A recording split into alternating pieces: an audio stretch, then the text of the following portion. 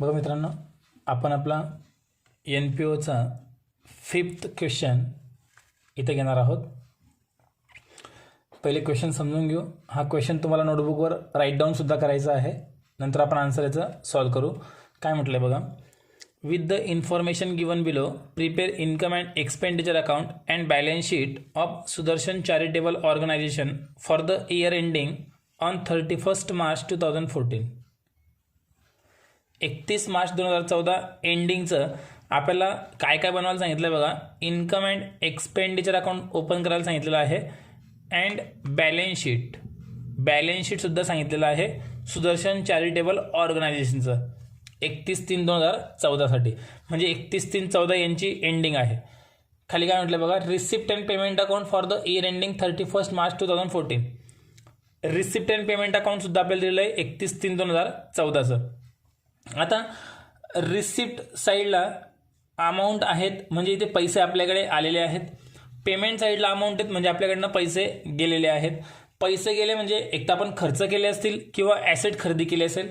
इथे पैसे आलेले आहेत म्हणजे एक तर इन्कम असेल किंवा लायबिलिटी वाढली असेल. बघू आपण काय म्हटलं आहे, किंवा ॲसेट पण विकली असू शकते. बघू आपण काय म्हटलं आहे. टू बॅलन्स ब्रॉडडाऊन, अगोदर मी समजवल्याप्रमाणे हे बॅलन्स ब्रॉडडाऊन आपण हे जे बॅलन्स आहेत 31/3/14 क्लोजिंग तुम्हाला दिलेलं आहे, आणि इथे बघा क्रेडिट साईडला जे क्लोजिंग बॅलन्स दिलेले आहेत ते 31/3/14चे आहेत. तर हा ओपनिंगचा बॅलन्स असतो 1/4/2013चा. आता बॅलन्स ब्रॉडडाऊन म्हटलं म्हणजे cash in hand, cash at bank ही आपली ॲसेट्स असल्यामुळे हे बॅलन्स ॲसेटला येतील. पण कोणत्या बॅलन्स शीटच्या ॲसेटला? 1/4/2013च्या बॅलन्स शीटला. म्हणजे ओपनिंगचं बॅलन्स शीट जर आपण बनवलं तरच तुम्हाला हे बॅलन्स घ्यायचे आहेत, आणि हे बॅलन्स शीट तुम्हाला 90% क्वेश्चनमध्ये बनवावं लागत नाही. म्हणून हे जो ओपनिंगचा बॅलन्स असतो टू बॅलन्स ब्रॉडडाऊनमध्ये तो आपण लिहित नाही. ठीक आहे, म्हणजे हे दोन बॅलन्स तुम्ही इग्नोर करणार, कारण ते ओपनिंगचं बॅलन्स शीट आपण ओपन करणार नाहीत. 31/3/14चं बॅलन्स शीट आपण बनवणार, तर हा 31/3/14चं जे cash in hand, cash at bank आहे तो बॅलन्स आपण मात्र लिहिणार आहोत क्लोजिंगमध्ये. टू सबस्क्रिप्शन, वर्गणी मिळाली आहे 81,000. 81,000 रुपये वर्गणी आपल्याला मिळालेली आहे. आपलं वर्ष कोणतं आहे? 13 आणि 14. इथं काय म्हटलं बघा. इन्क्लूड्स म्हणजे समाविष्ट असणे. ह्या 81,000 मध्ये समाविष्ट आहेत 5,000 फॉर 2012-13 म्हणजे लास्ट इयर. आपलं जे वर्ष आहे लक्षात घ्या, आपलं जे वर्ष आहे ते आहे 13-14. लास्ट इयर जे आहे ते आहे 12-13. मग 81,000 मध्ये आपलं वर्ष कोणतं आहे? 13-14. 13-14 मध्ये 12-13 म्हणजे मागच्या वर्षाचे 5,000 रुपये समाविष्ट आहेत. मग आता मला सांगा, हे चालू वर्षाचं इन्कम आहे का? बिलकुल नाही, हे चालू वर्षाचं इन्कम नाही. म्हणून फक्त काय करणार, हे जे 5,000 रुपये आहेत ह्या 81,000 मधून आपण काय करून टाकायचे? लेस. इथे स्टार करून ठेवला. हे 5,000 काय करायचे? सबस्क्रिप्शनमधून लेस करून टाकायचे. आणि तुम्हाला मी पहिले बेसिक व्हिडिओमध्ये सांगितल्याप्रमाणे लास्ट इयरची कोणतीही अमाऊंट जर असेल तर करंट इयरला फक्त एकच परिणाम आपल्याला करायचा असतो. तो आपण एक परिणाम फक्त काय करणार, सबस्क्रिप्शन जेव्हा आपण इन्कममध्ये घेणार, हे बघा हे सबस्क्रिप्शन आपण इन्कममध्ये घेऊ. इन्कममध्ये घेतल्यानंतर इनर कॉलममध्ये 81,000 घेतल्यानंतर त्यातनं 5,000 काय करून टाकू आपण? लेस करून टाकू, कारण ते मागच्या वर्षाचं इन्कम आहे. भले चालू वर्षी मिळू द्या, पण ते चालू वर्षाचं इन्कम नाही, म्हणून ते आपण लेस करणार. पुढे इंटरेस्ट ऑन इन्व्हेस्टमेंट इन्कम आहे, इन्कममध्ये आलं पाहिजे. टू सेल ऑफ फर्निचर, सगळ्यात महत्त्वाचे ॲडजस्टमेंट कन्फ्यूज करतात मुलांना भरपूर. काय म्हटलं आहे बघा. Sale of furniture 8,000. 8,000 मध्ये आपण फर्निचर विकलं, पण इथे 8,000 तुम्हाला कुठंच नाही घ्यायची आहे. याची बुक व्हॅल्यू किती बघा, 10,000. म्हणजे 10,000चं फर्निचर आपण कितीमध्ये विकतोय? 8,000 मध्ये. परिणाम लक्षात ठेवा, फर्निचर तर आपण विकलं, फर्निचर ॲसेट्समधून काय झालं पाहिजे? लेस झालं पाहिजे. मग लेस करताना काय करणार आपण? ॲसेट्समधून लेस करताना 10,000 लेस करायचे. जे पण फर्निचर राहील तुमचं ॲसेटला, त्या ॲसेटमधून किती लेस करणार? 10,000. म्हणजे बुक व्हॅल्यू नेहमी लेस करायची ॲसेट्समधून. इथे तुम्ही ते 10,000चं फर्निचर 8 मध्ये विका की 15 मध्ये विका, ॲसेट्समधून लेस करताना नेहमी कोणतं करणार? बुक व्हॅल्यू लेस करणार. कारण आपल्याकडचं 10,000चं फर्निचर मुद्दल किंमत 10,000 रुपये होती. मग तुम्ही ते 10,000चं फर्निचर 8 मध्ये विका किंवा 12,000 मध्ये विका, आपल्याकडनं वस्तू कमी होताना 10,000चीच कमी झालेली आहे. मग आपण 10,000 रुपये लेस करणार ॲसेट्समधून. 8,000 कुठे घ्यायचे नाहीत. आता हा झाला पहिला परिणाम. ॲसेट्समधून आपण किती लेस करणार? 10,000. पण झालं काय, 10,000चं फर्निचर आपण फक्त कितीमध्ये विकलं? 8,000मध्येच विकलं. म्हणजे इथं आपला लॉस पण झालेला आहे. 10,000चं फर्निचर आपण 8मध्ये विकलं म्हणजे इथं आपला 2,000 रुपये लॉस झालेला आहे. तर 2,000 रुपये लॉस तुम्हाला एक्सपेंडिचर बाजूला to loss on sale of furniture म्हणून 2,000 रुपयांची नोंद सुद्धा करायची आहे. म्हणजे बघा तुम्हाला काय काय करायचं आहे. इथे आपण 10,000 रुपये काय करणार? ॲसेट्समधून लेस आणि 2,000 रुपये एक्सपेंडिचरला पण आपल्याला लिहावे लागतील. नाव देऊ आपण त्याला to loss on sale of furniture. बाकी 8,000 कुठे लिहायचे नाहीत. 8,000 कामात पडतायत कुठे? लॉस शोधून काढण्यासाठी. 10,000मधून 8,000 गेले, 2,000 लॉस झाला. हां, जर तुम्ही 8च्या ठिकाणी 13,000मध्ये फर्निचर जर विकलं असतं तर ॲसेटमधून लेस करताना बुक व्हॅल्यूज लेस होईल 10,000. पण 10,000चं 13मध्ये जर विकलं असतं आपण 3,000 प्रॉफिट झाला असता. तेव्हा 2,000 एक्सपेन्सेस जसे आपण काढले तसं इन्कम 3 आलं असतं, 3,000, आणि ते आपण इन्कम बाजूला ट्रान्सफर केले असते. सिम्पल ॲडजस्टमेंट आहे बिलकुल. कळतंय? ॲडजस्टमेंट समजले असेल. जेव्हा आन्सर सॉल्व्ह करून देईल तेव्हा अजून तुम्हाला एक वेळा क्लिअर होईल. पेमेंट बाजूला काय म्हटलं आहे बघा. सॅलरीज म्हटलं आहे, एक्सपेंडिचरला घेऊ. प्रिंटिंग अँड स्टेशनरी एक्सपेंडिचरला घेऊ. इथे थोडीशी अमाऊंट आपल्याला करेक्शन करायची आहे. प्रिंटिंग अँड स्टेशनरी हा एकच शब्द आहे, 2 ओळीवर आलेला आहे. याची अमाऊंट ही आहे. चॅरिटेबल एक्सपेन्सेस एक्सपेंडिचर आहे, त्याची अमाऊंट ही 20,000 आहे. इन्व्हेस्टमेंट ॲसेट्समध्ये घेऊ, त्याची अमाऊंट ही 60,000 आहे. ऑफिस एक्सपेन्सेस एक्सपेंडिचरला घेऊ, त्याची अमाऊंट ही 2,000 आहे. क्वेश्चन लिहिताना व्यवस्थित लिहा. नंतर बॅलेन्स कॅरीड डाऊन दोघी पण आपण ॲसेट्समध्ये ट्रान्सफर करू आणि सर्व बॅलेन्सेस आपण क्लिअर केले. ॲडजस्टमेंट बघू. काय म्हटलं ॲडजस्टमेंटला? मला बघा एक क्लिअर करायचं आहे. सबस्क्रिप्शन 81,000 आहे, तर मागच्या वर्षाचे किती लेस झाले? 5,000 लेस होऊन गेले. आता काय म्हटलं बघा, 81मधून 5 जर लेस झाले तर 76,000 चालू वर्षाचे उरले. आता बघा त्यावर ॲडजस्टमेंट आहे. There are 800 members. बघा हे जे सुदर्शन चॅरिटेबल ऑर्गनायझेशन आहे त्यांच्याकडे एकूण 800 मेंबर आहेत. Paying annual subscription ₹100 each. आणि प्रत्येक व्यक्ती, प्रत्येक मेंबर वर्षाला ₹100 जमा करतात.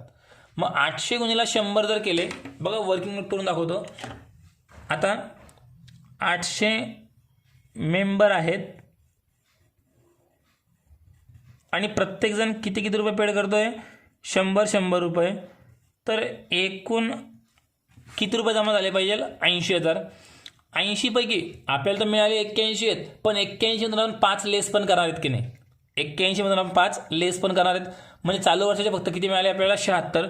मग बघा आपण इथं काय करू, 81 मधून 5 लेस झाले, चालू वर्षाचे फक्त किती मिळाले आपल्याला? 76 मिळालेले आहेत. म्हणजे याचा अर्थ काय होतोय? 4,000 रुपये चालू वर्षाची आउटस्टँडिंग अमाऊंट आहे. 4,000 चालू वर्षाची आउटस्टँडिंग अमाऊंट आली पाहिजे. कशी आली मी इथे क्लिअर करून दिलं. जेव्हा आपण आन्सर सॉल्व्ह करणार तेव्हा तुम्हाला वर्किंग नोटसुद्धा मी करून दिली. याची फक्त एक रफ वर्किंग नोट आता समजावून दिली. 2 ठिकाणी परिणाम होतील. पहिला परिणाम सबस्क्रिप्शनमध्ये ॲड होईल आणि दुसरा परिणाम बॅलन्स शीटच्या ॲसेटला. डबल ॲडजस्टमेंट आली, डबल टिक केली याच्यावर. Next outstanding salary 2,000. पहिला परिणाम सॅलरीमध्ये ॲड करणार आणि सेकंड इफेक्ट बॅलन्स शीटच्या लायबिलिटीमध्ये. सॅलरीवर आपण टिक केला. इथे सॅलरीमध्ये ॲड होऊन जाईल आणि बॅलन्स शीटच्या लायबिलिटीमध्ये. Third number, the assets on 1 April 2013. म्हणजे बघा ह्या तारखेचं, म्हणजे हा केव्हाचा आहे? ओपनिंगचे ॲसेट्स आहेत. फर्निचर ॲसेटला घेऊ, याच्यावर ॲडजस्टमेंटसुद्धा आहे, टिक करू कारण फर्निचर विकलेलं पण आहे आपण. इन्व्हेस्टमेंट ॲसेटला, लँड ॲसेटला. इन्व्हेस्टमेंट खरेदी पण केली बघा इथे. इन्व्हेस्टमेंट आपण इथे 60,000ची खरेदी केली आहे. ही लिहिण्या अगोदर मागची आपल्याला ओपनिंगची लिहावी लागेल, नंतर आत्ता खरेदी केली त्यामध्ये ॲड करा. लँड 1,00,000 रुपयाची. तिघं पण ॲसेट्सचे आहेत, त्यावर फर्निचरमधून अमाऊंट लेस पण करायची आहे. पुढे काय म्हटलं आहे? 1/4/13ला कॅपिटल फंड दिलं आहे 2,05,500. हे आपण लायबिलिटीमध्ये अमाऊंट डायरेक्ट बाहेर घेऊ. कॅपिटलची अमाऊंट तुम्हाला देऊन टाकली, शोधण्याची गरज नाही. आणि पूर्ण क्वेश्चन तुमचा इथे समजून पूर्ण कंप्लीट झाला. आता आपल्याला आन्सर याचं सॉल्व करायचं आहे. क्वेश्चन जेव्हा तुम्ही नोटबुकवर राईट डाऊन करणार तेव्हा प्रिंटिंग अँड स्टेशनरी 2 ओळीवर आलेलं आहे. अमाऊंट 20,000च घ्या. चॅरिटी एक्सपेन्सेसची अमाऊंट 20,000 ॲरो दाखवल्याप्रमाणे. Investment 60,000, office expenses 2,000. थोडंसं करेक्शन आहे, तेवढं तुम्ही लक्षात घ्या. ठीक आहे, इथपर्यंत क्वेश्चन मी समजून सांगितला. आता याचा आन्सर आपण कंप्लीट करू. बघा मित्रांनो, आपण क्वेश्चन पूर्ण समजून घेतलेला आहे. बॅलन्सेस ट्रान्सफर करायचे आपले बाकी होते. तुम्हाला काय करायचं आहे, आता आन्सर जेव्हा मी सॉल्व करतोय तेव्हा क्वेश्चन समोर नाही आहे, म्हणून तुम्हाला तुमच्याकडे क्वेश्चन असणं आवश्यक आहे. जेव्हा मी क्वेश्चन तुम्हाला समजवतो तेव्हा तुम्ही क्वेश्चन लिहून घेतला पाहिजे. तर बघा, आता बॅलन्सेस आपण ट्रान्सफर करू. रिसिप्ट साईडला बघा, टू बॅलन्स ब्रॉड डाऊन दिलेला आहे. तो बॅलन्स आपण कुठे घेणार नाही, कॅश आणि बँकेचा. नंतर सबस्क्रिप्शन दिलं आहे ते आपण इन्कममध्ये इथं घेणार. Bye subscription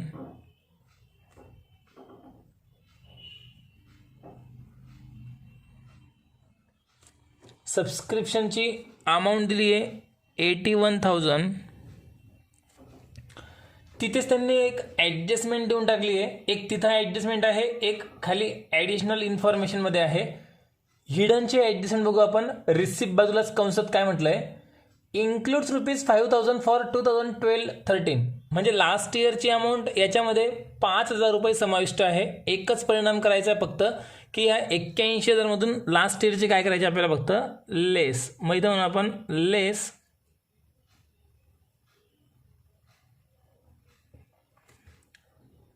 received for last year 2012-13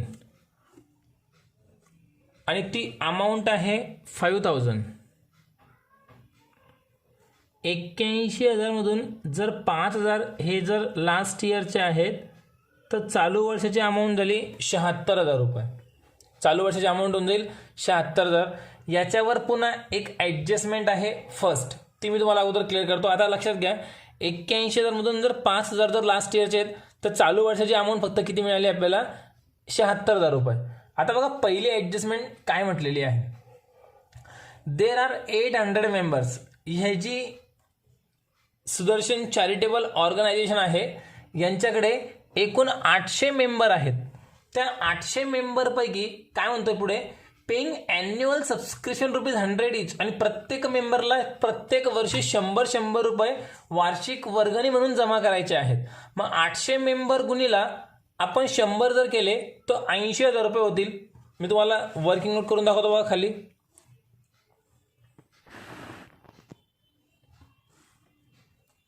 हे बघा, ॲन्युअल सबस्क्रिप्शन कसं काढणार.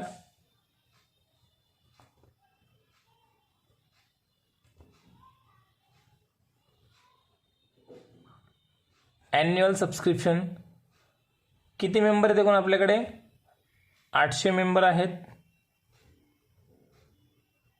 आणि प्रत्येक मेंबर एका वर्षाला किती रुपये जमा करणार आहे, 100 रुपये. मग 800 मेंबर गुणिले 100 जर केले तर एका वर्षाला आपले जमा किती झाले पाहिजे, 80,000. आता एका वर्षाला आपले ॲन्युअल सबस्क्रिप्शन जमा व्हायला पाहिजे 80,000. ही जी वर्किंग नोट आहे याला आपण नाव देऊ आउटस्टँडिंग सबस्क्रिप्शन.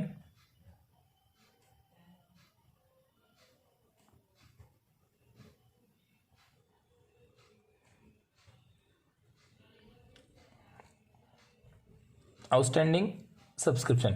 तर ॲन्युअल सबस्क्रिप्शन वार्षिक वर्गणी जी जमा झाली पाहिजे ती 800 गुणिले 100 असे 80,000 रुपये आपल्याकडे जमा झाले पाहिजे एका वर्षाचे, चालू वर्षाचे. पण बघा काय होतंय, 81,000 तर आपल्याला मिळाले होते, त्यातनं 5,000 जे मागच्या वर्षाचे होते ते आपण लेस करून टाकले. चालू वर्षाचे फक्त किती झाले, 76,000 मिळाले. 76,000 जर चालू वर्षाचे आहेत तर ते किती मिळायला पाहिजे, 80,000. मग आपण जे मिळाले ते लेस करून टाकू. 80 मिळायला पाहिजे होते, less actual subscription received for current year, actual subscription received for current year. Current इयरचं ॲक्च्युअल मिळाले किती फक्त आपल्याला 76,000.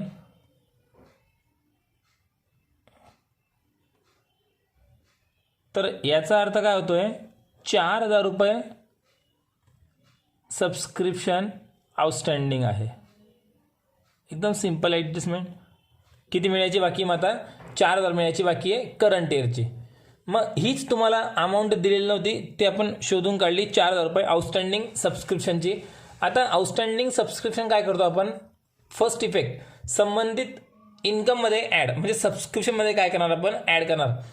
जर ही ॲडजस्टमेंट माहिती नसेल तर आपली ॲडजस्टमेंटसाठी एक सेपरेट व्हिडिओ आहे, तो व्हिडिओ जाऊन तुम्ही तिथे बघा. तुम्हाला ह्या चॅनलवर तो ॲडजस्टमेंटचा व्हिडिओ तुम्हाला मिळेल. आता किंवा त्या व्हिडिओची लिंक तुम्हाला या कमेंट बॉक्समध्ये त्या व्हिडिओची लिंक तुम्हाला डिस्क्रिप्शनमध्ये खाली मी देऊन टाकतो, तर तुम्हाला तो ॲडजस्टमेंटचा व्हिडिओ पण समजेल. आता इथं काय करतो आपण, आउटस्टँडिंग सबस्क्रिप्शन करंट इयरचं असेल तर ॲड करतो. नाव देऊ ॲड आउटस्टँडिंग फॉर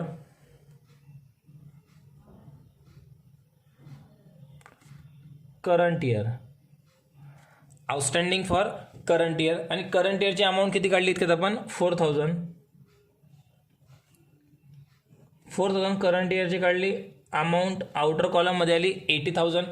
आता जी अमाऊंट 80,000 रुपये बाहेर आली 4,000 रुपये ॲड करून, तर 4,000 रुपये अजून आपल्याला मिळाले नाहीत, ते मिळायचे बाकी आहेत. तर त्यामध्ये आपण ॲसेट्सला घेतले पाहिजे. ॲसेटला वरती थोडी जागा सोडून मग आपण नाव टाकायचं आउटस्टँडिंग सबस्क्रिप्शन फॉर 13-14 4,000 रुपये बाहेर. आणि ही पहिली ॲडजस्टमेंट जी सगळ्यात इम्पॉर्टंट होती, ती ॲडजस्टमेंट आपण संपवली. आता पुढचा बॅलन्स बघू आपण रिसिप्ट साईडला. इंटरेस्ट ऑन इन्व्हेस्टमेंट दिलं आहे, काही ॲडजस्टमेंट नाही आहे, अमाऊंट डायरेक्ट बाहेर घेऊ.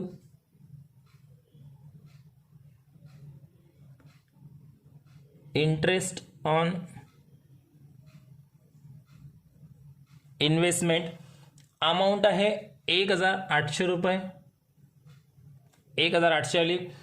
त्यानंतर पुढचा बॅलन्स दिला आहे टू सेल ऑफ फर्निचर 8,000. 8,000 मध्ये फर्निचर विकून टाकलं आहे, ज्याची बुक व्हॅल्यू होती 10,000. मी तुम्हाला परत सांगतोय, क्वेश्चन तुमच्या समोर असला पाहिजे तर तुम्हाला आन्सर कळेल. तर 10,000 रुपयांचं फर्निचर आपण 8,000 मध्ये विकून टाकलं. मग आपल्याला याचे परिणाम काय काय करायला सांगितलंय, ॲसेट्समधून फर्निचरला काय करायचं, 10,000 रुपये लेस. आणि जो लॉस झालाय तो लॉस तुम्हाला एक्सपेंडिचर बाजूला ट्रान्सफर करायचा आहे.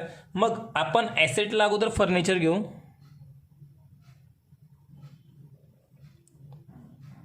मग बघा, फर्निचर तुम्हाला ॲडजस्टमेंट नंबर 3 मध्ये दिलेला आहे 40,000 रुपयांचं फर्निचर. ओपनिंगचं फर्निचर दिलंय. चालू वर्षी काही खरेदी केलं का पेमेंट बाजूला चेक करून घ्यायचं. चालू वर्षी आपण काही फर्निचर खरेदी केलेलं नाही, फक्त आपण सोल्ड आउट केलेलं आहे. तर इथं आपण म्हणायचं लेस सोल्ड, कंसात लिहायचं इथं फक्त बुक व्हॅल्यू आपल्याला समजण्यासाठी. बुक व्हॅल्यू किती रुपये होती, 10,000.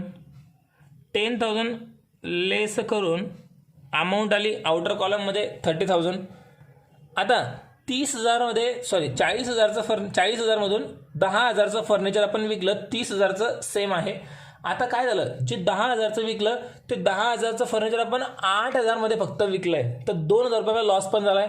लॉस घेताना एक्सपेंडिचर बाजूला घेऊ, एकदम वरती लिहिणं योग्य नाही, म्हणून थोडी जागा सोडून इथं आपण लिहू to loss on sale of furniture.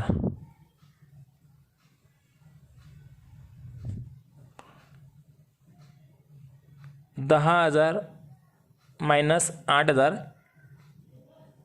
हा झाला लॉस. 2,000 रुपये फर्निचर विकून, loss on sale of furniture. ही पण ॲडजस्टमेंट कंप्लीट. रिसिप्ट साईडला कोणताच बॅलन्स आपला राहिलेला नाही. पेमेंट साईडला बघू, सॅलरीज म्हटलेलं आहे 18,000 रुपये. एक्सपेंडिचरला पहिल्या ओळीवर घेऊन टाकू सॅलरीज, त्यावर ॲडजस्टमेंट सुद्धा आहे. सॅलरीज अमाऊंट आहे 18,000. ॲडजस्टमेंट नंबर 2 आउटस्टँडिंग सॅलरी आहे 2,000 रुपये. ॲड करतो, ॲड आउटस्टँडिंग. कोणत्या वर्षाचा आउटस्टँडिंग काही म्हटलेलं नाही, म्हणजे करंट इयरचा आहे. सिम्पल एकदम. 2,000 2,000 रुपये ॲड करून अमाऊंट बाहेर येऊन जाईल 20,000. 2,000 जे पेड करायचे बाकी आहेत, तर आपलं देणं आहे. देणं आहे म्हणजे लायबिलिटी आहे. तर लायबिलिटीमध्ये पहिल्याच ओळीवर आपण ते आउटस्टँडिंग एक्सपेन्सेस लिहिणं योग्य नाही. थोडीशी जागा सोडून मग आपण लिहू outstanding salary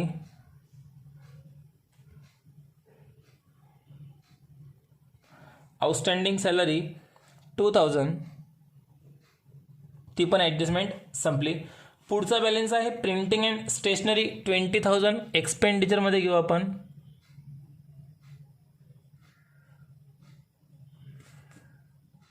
printing and stationery यावर काहीच ॲडजस्टमेंट नाही आहे. अमाऊंट डायरेक्ट आउटर कॉलममध्ये घेऊ आपण 20,000. याच्यानंतर पुढचा खर्च आहे चॅरिटी एक्सपेन्सेस, पुन्हा 20,000.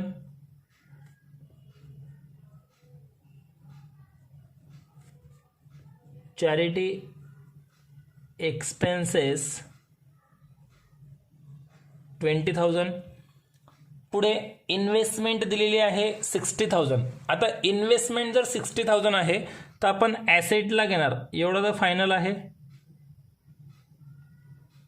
पण इन्व्हेस्टमेंट लिहिताना अगोदर काय करायचं, ओपनिंगची काही आहे का बघून घ्या. 3 नंबरच्या ॲडजस्टमेंटला फर्निचरच्या पुढे 20,000 तुम्हाला दिलेली आहे. बघा मी इथे तुम्हाला समजण्यासाठी कंसात लिहून देतो. ओपनिंगची इन्व्हेस्टमेंट आपल्याकडे आहे 20,000ची. आणि मग त्यामध्ये पेमेंट बाजूची आत्ता जी आपण इन्व्हेस्टमेंट केलेली आहे 60,000ची ती ॲड करायची. Add purchase 60,000. बाकी आता याच्यावर काही ॲडजस्टमेंट नसल्यामुळे अमाऊंट ॲड करून फक्त सिम्पली आपण बाहेर ट्रान्सफर केले 80,000. काही शंका असेल तर कमेंट्स बॉक्समध्ये डाऊट्स तुम्ही विचारून घ्या, मी तुम्हाला रिप्लाय करेल. पुढे इन्व्हेस्टमेंट झाल्यानंतर पुढचा बॅलन्स आहे ऑफिस एक्सपेन्सेस 2,000. एक्सपेंडिचरमध्ये येईल टू ऑफिस एक्सपेन्सेस. ऑफिस एक्सपेन्सेसची अमाऊंट आहे 2,000. पुढचा बॅलन्स कॅरीड डाऊन म्हटलं आहे कॅश इन हँड आणि कॅश ॲट बँक. ॲसेट्समध्ये आपण घेतो.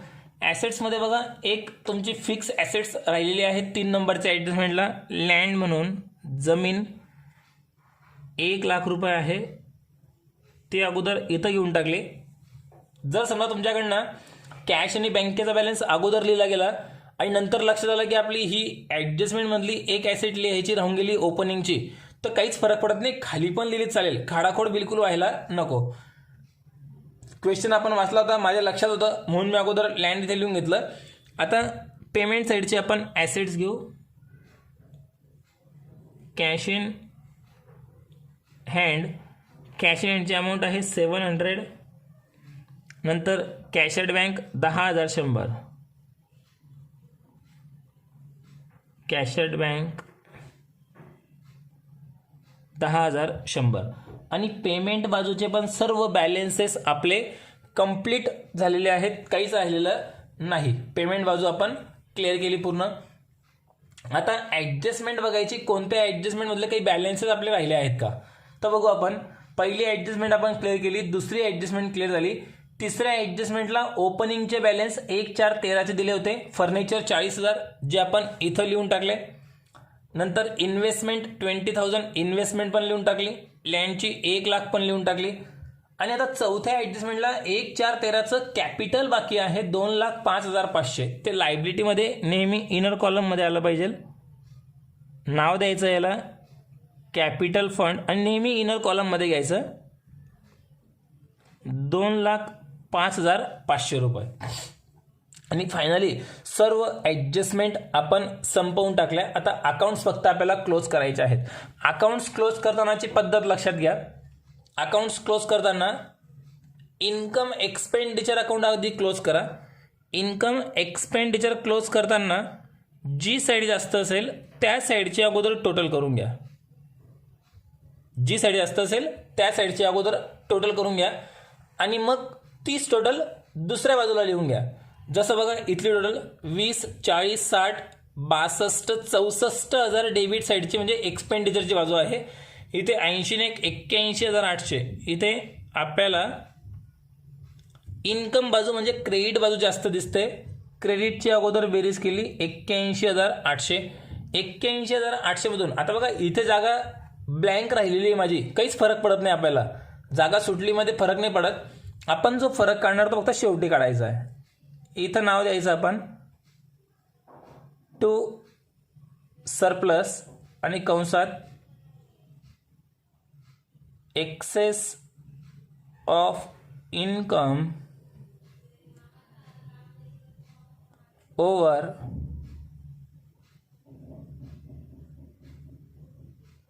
Expenditure. Excess of income over expenditure कसा काढणार, इथला डिफरंट कसा काढणार. 81,800 मधून वरचे बॅलन्स काय करायचे आपल्याला लेस. बघा मी इथेच पेपरला तुम्ही इथे रफ वर्क काहीच नाही करू शकत, सेपरेट पेजवर करायचं आहे. तुम्हाला मी इथेच करून दाखवतोय. तुम्ही इथे रफ वर्क करायचं नाही, पेपरला लक्षात घ्या. 81,800 मधून वरची 64,000 अमाऊंट होती ती आपण लेस करून टाकू. 81,000 मधून 64,000 रुपये जर लेस केले तर बॅलन्स बघा 11तून 4 गेला 7, 8 मधून 7 गेला 1, 17,100 रुपये इथं तुमचा डिफरंट आला. 17,100 त्याला म्हटलं आपण सरप्लस. आणि हा सरप्लस काय करायचा, ह्या कॅपिटल फंडमध्ये ॲड करायचा. नाव द्यायचं फक्त सिम्पली आपण सरप्लस 17,100. आणि जो 17,100 आपण ॲड करणार 2,05,500 मध्ये टोटल अमाऊंट बाहेर घ्यायची. त्यांची टोटल 7 आणि 5 12, कॅरी ऑन 1, 1 आणि 1 2, 2 सेम 2, 22,600. आता इथपर्यंत आल्यानंतर सर्व बॅलन्सेस आपण ट्रान्सफर केले आहेत. आता बघा होतं काय, इथे थोडीशी जागा सुटून गेली, इथे थोडी जागा सुटून गेली, तर काळजी काहीच करायची नाही, काही फरक पडत नाही. इथे पण जागा सुटली आहे, आपलं फक्त आन्सर व्यवस्थित आला पाहिजे. जागामध्ये सुटली तर फरक नाही पडत, त्याचे काही मार्क्स कमी होत नाहीत.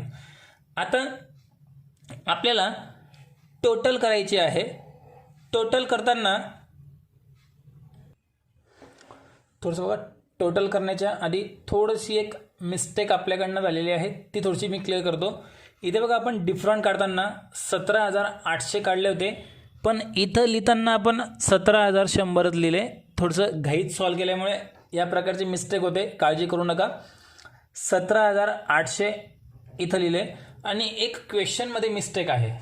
क्वेश्चनमध्ये एक मिस्टेक अशी आहे, क्वेश्चन तुम्हाला समोर दाखवतो. इथे जी अमाऊंट 2,05,500 आपल्याला दिलेली आहे, तिथे अमाऊंट फक्त 2,05,000 रुपये आहे. प्रिंटिंग मिस्टेक आहे, मी आत्ता चेक केलं इतक्यात. तर 2,00,000 इथे 2,00,000 फक्त 5,000 करायचे आहेत तुम्हाला. 2,05,000 केल्यानंतर काय होईल, इथे आपल्याला 2,05,000 ही अमाऊंट घ्यायची आहे. बघा हे जे मिस्टेक आहे, ही मिस्टेक मी व्हिडिओ एडिट करून पण करू शकलो असतो, की ज्यामुळे तुम्हाला समजणार नाही की आपल्याकडनं इथे मिस्टेक झाली म्हणून.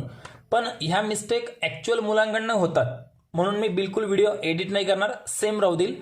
अशा मिस्टेक मुलांकडनं पण होत असतात, तर त्या समजल्या पाहिजे मिस्टेक कुठे होत आहे, म्हणून मी इथे बिलकुल एडिट नाही करणार व्हिडिओ. ज्या मिस्टेक आपल्याकडनं झाल्या त्या आपण ठेवणार आहेत. ही मिस्टेक आपली नाही आहे. 2,05,500 ही प्रिंटिंग मिस्टेक आहे. आता टोटल आपल्याला करायची आहे. इथे टोटल चेंज होईल बघा. इथे टोटल आता 8 सेम, 7 आणि 5 12, एक कॅरी ऑन 22. ओके, 2,22,800 इथली टोटल झाली. प्लस 2,000 जर केले तर इकडची टोटल लायबिलिटी साईडची 2,24,800 रुपये होते. ॲसेट्सची बघू, हीच जर टोटल जर असेल तर आपला आन्सर बरोबर. मी का बरं माझ्या लक्षात आलं हे पण मी क्लिअर करून देतो, कारण तुम्हाला पण समजलं पाहिजे आपली मिस्टेक कुठे होते. इथे अगोदर 6 होते, ठीक आहे, 600 म्हणजे इथे 600 येणार होते. माझी सहज नजर इकडच्या साईडला आली तर इथे बघा 100 आणि 700 इथे 800 रुपये आले असते. म्हणजे इथे 800 आणि इकडे 600 जर आले तर मला लगेच समजलं कुठेतरी मिस्टेक होते. म्हणून मी लगेच आन्सर जे पुस्तकातला क्वेश्चन आहे तो चेक केला, तर मला लक्षात आलं की आपली इथे एक मिस्टेक आहे आणि ते प्रिंटिंग मिस्टेक आहे, ते आपण क्लिअर करून घेतलं. इकडचे आपण टोटल करू आता. 2 0 कॉमन आहेत, 1 आणि 7 8, 4 आणि 2 0 सेम, नंतर 1 आणि 7 8 सेम झाले, 4 इथे 4 सेम, नंतर 1 आणि 8 9 आणि 3 12शी 2 1 कॅरी ऑन, 1 आणि हा 1 2 2,24,800. आपला आन्सर क्लिअर झालं.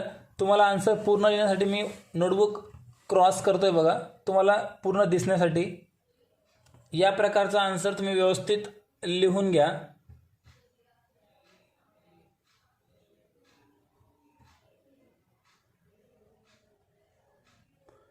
ठीक आहे, या प्रकारे पण तुम्हाला एक वेळेस मी आन्सर दाखवून देतो. ज्यांना लिहायचं असेल ते व्यवस्थित लिहितील. हे झालं तुमचं इन्कम अँड एक्सपेंडिचर अकाउंट. त्यानंतर इथपर्यंत हे तुमचं बॅलन्स शीट आणि पूर्ण क्वेश्चन आपण संपवला.